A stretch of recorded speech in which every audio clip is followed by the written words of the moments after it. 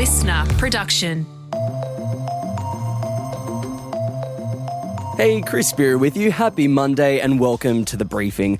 As hundreds of thousands of Year 12 kids finish the last of their school exams, a lot of them are thinking about what's next. For some of them, it's uni, but with soaring costs and accusations that universities have lost their way, is a degree still worth it? We're dealing with institutions that have done things a particular way, not just for a few years, but a couple of centuries in terms of the model of lectures and teaching and the like. First and foremost, we're here to educate students. That deep dive into whether university is still worth it in 2026 is coming up in the second half of this episode. First, though, let's get into the headlines with Sasha Barber-Gatt. It's Monday, the 10th of November.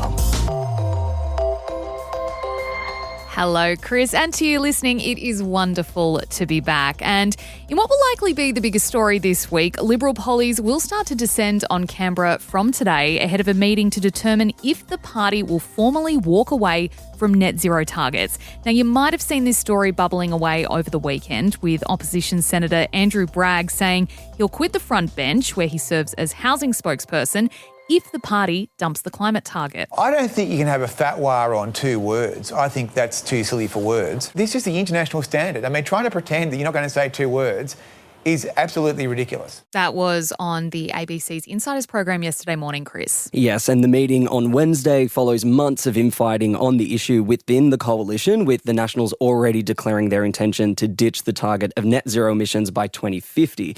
And of course, this will increase the pressure on Liberal leader Susan Lee, who is arguably not having a great time at the moment. And a reminder, the UN's Paris Agreement was signed in 2015 and requires member countries to increase their emission targets every 5 years and not water down their goals. Yeah, that's right. And if they do water down their goals, that's in breach of this agreement. Of course, the UN can't enforce this, but it is one of those things that wouldn't put Australia in good standing on the international stage. Now, why this is an issue now after it came up, if it was first signed in 2015, is probably what is causing, some backlash for the coalition at the moment. Now, right-wing Libs and Nats think the term net zero has become toxic.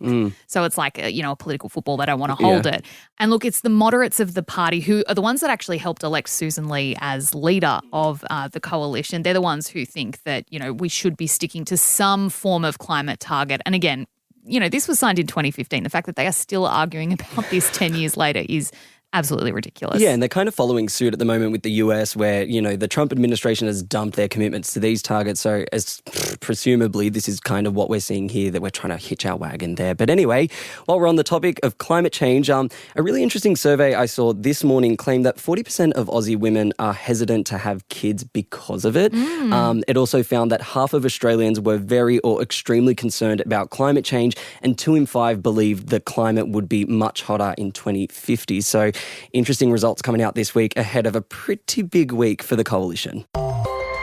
New South Wales Police are being accused of double standards as it reviews a widely condemned but authorised neo-Nazi rally that took place over the weekend. 60 men in black, believed to be members of the National Socialist Network, or NSN, lined up out the front of New South Wales Parliament on Saturday with a large banner that read, "Abolish the Jewish lobby." The Jews were a leading voice in the development of multiculturalism in this country. And people think that multiculturalism is simply the presence of foreigners in our country. That's not what it is. Multiculturalism is the institutionalization of ethnic lobbying within our political process.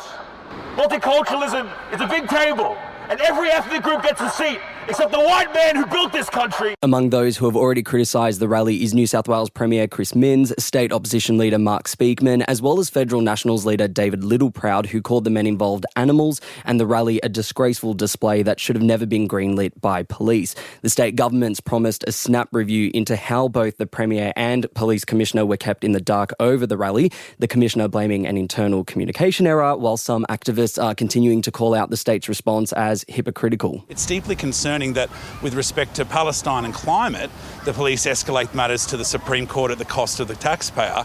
But with respect to neo-Nazis, they've let this one sail straight through the keeper. That is, quite frankly, unacceptable. That was Thomas Roberts from the Council for Civil Liberties speaking there. And look, we do know that this is at least the second time the NSN has done this out the front of New South Wales Parliament. And usually when they do have rallies that are authorised by police, they are met with a coordinated police response. We didn't see that unfold on the weekend, which is kind of why there's, this political back and forth and also activists coming out to talk about it today. Yeah, well, I've worked out of New South Wales State Parliament and, everything that happens out the front of that building is strictly controlled and regulated. And so, it's fair enough that there are questions about how this particular rally was allowed to happen, especially listening to that grab at the top. Overseas now to the Philippines, where 2 people have died and close to 1 million people have been evacuated as a super typhoon makes landfall, bringing sustained winds of around 185 km per hour and gusts of up to 230.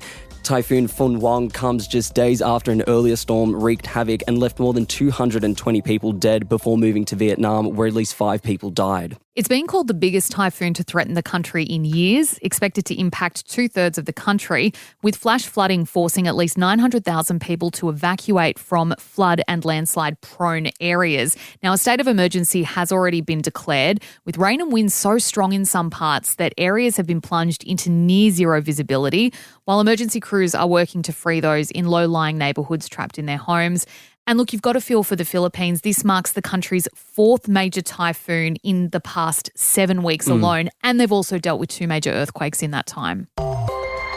Princess Anne is keeping a low profile as she spends time in Australia on an official visit amid the royal family's latest scandal surrounding former Prince Andrew.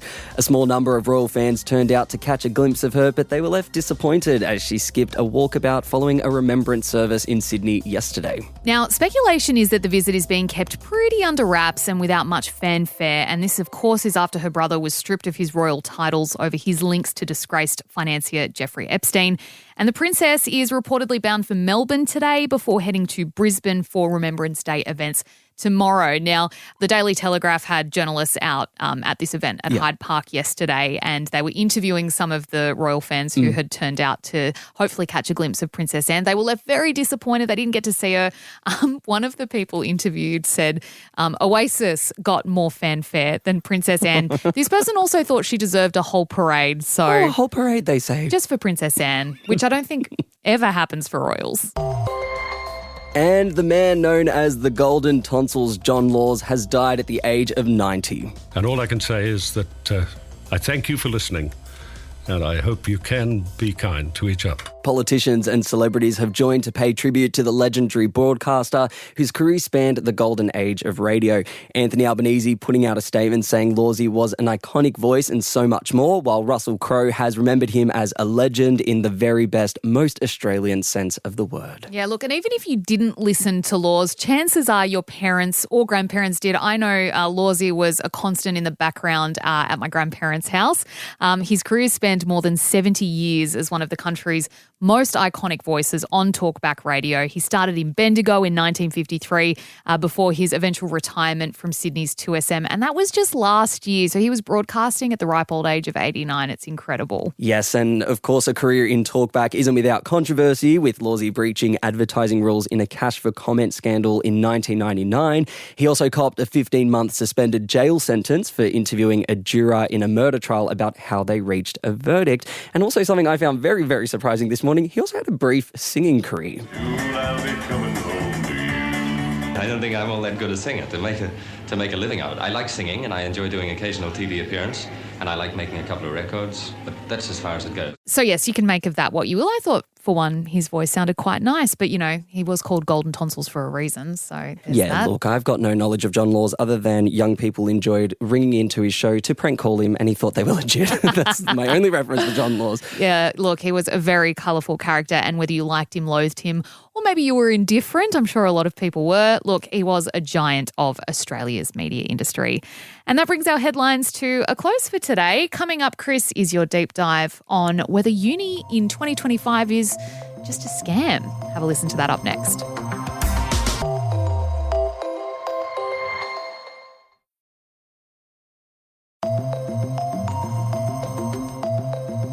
They're sold to us as a place you can go to open your eyes to the big old world, where you can learn to think critically, have your political views challenged, meet lifelong mates, study with a beer in hand, and ultimately walk away with a piece of paper to slap on your CV. We're talking universities. They've been copping it for quite some time now, from being too expensive while overpaying their executives, to mishandling cases of sexual assault and running more like businesses than places of higher education.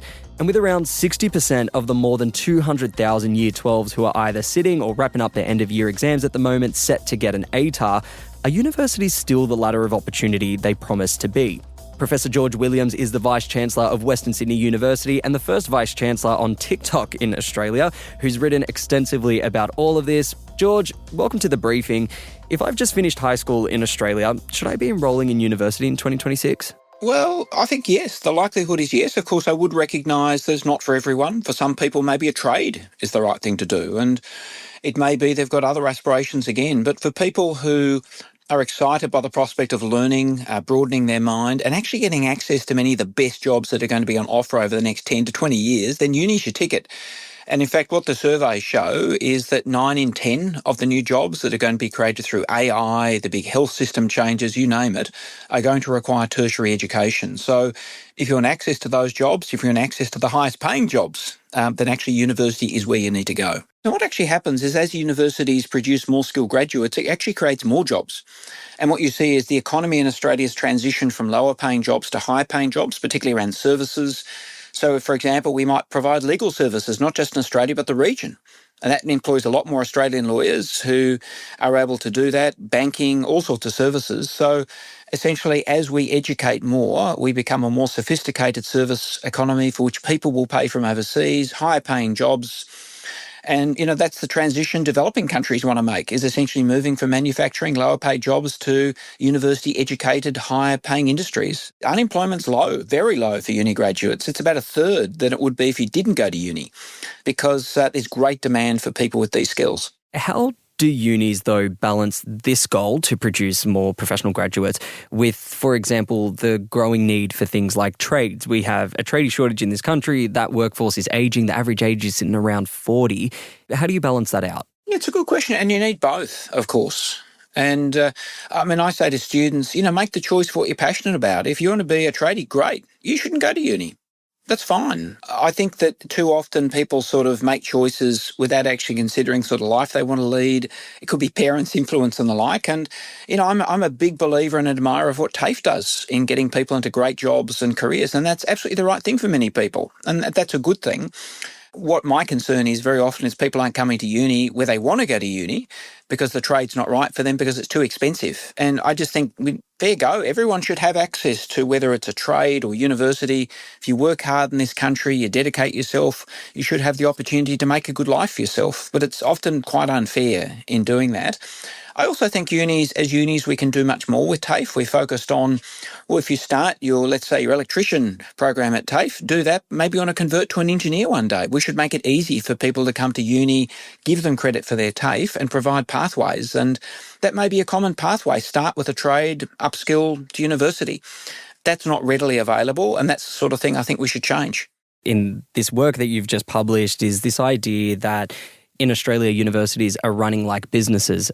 When historically did universities start operating in that way here? Yeah, it all changed in the 1980s. In the 1980s, we had the Hawke government, then the Keating government, and they were focused on economic rationalism, a lot of privatisation, corporatisation. That's when Qantas became a private company. Previously, it had been government-owned. The Commonwealth Bank, Telstra, was previously Telecom. So they actually privatised a lot of government enterprises, and unis weren't immune to that. We didn't get the full privatisation, but what they did is they set us up to run, to educate many more students at lower cost to the government with an expectation we'd operate more like corporate entities.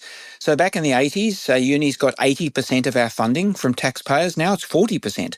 So most of our funding actually isn't from the public purse, it's elsewhere. And that worked for government. They didn't have to fund all these extra places. And despite the fact our percentage of funding is much lower, half of what it was, we actually educate triple the number of students. In that model, it does sound like obviously there is that obvious benefit to the government, the cost-saving benefit. Who else does that model benefit? Well, I think not just government, but taxpayers, of course. people have to pay less tax when there is less that needs to go to universities. And of course, what that's been largely made up from is international students coming into the country. Australia's been wildly successful as a nation in attracting international students. They provide a lot of income to universities, and that's income that taxpayers don't have to pay. And those students also provide massive economic benefits to Australia. They create jobs, they're big contributors, and they also fill critical shortages in areas like nursing. So there's actually been a lot of beneficiaries, but, in the essay, what I say is a group that hasn't benefited as much as they should are actually Australian students. There's so much geared to getting income from international students from other sources.